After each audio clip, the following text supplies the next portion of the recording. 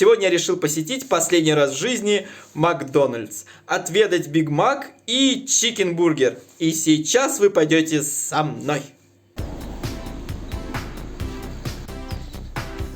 Последний раз, так сказать, попробую Биг Мак, все дела.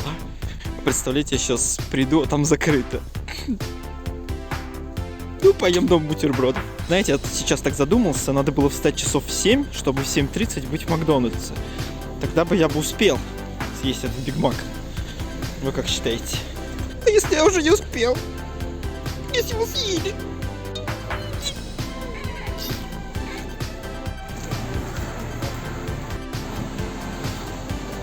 Еще открыт. Ну вот я и заказал. Ждем.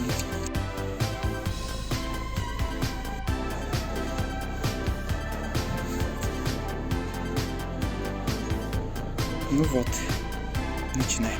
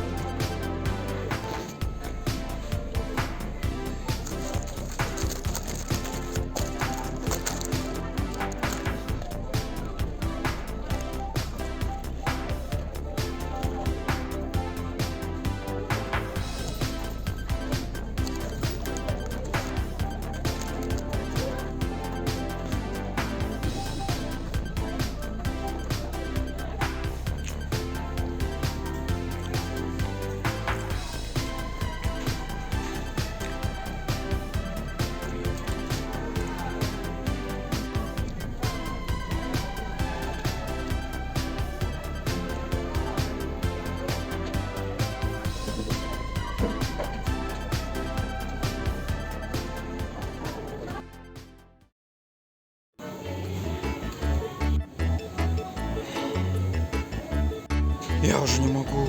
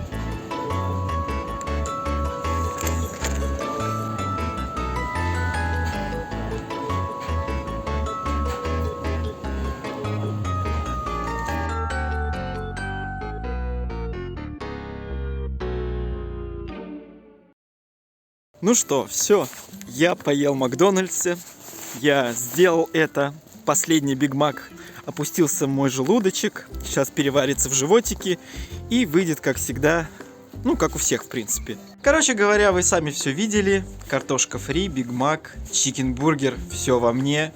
Все это сейчас переварится.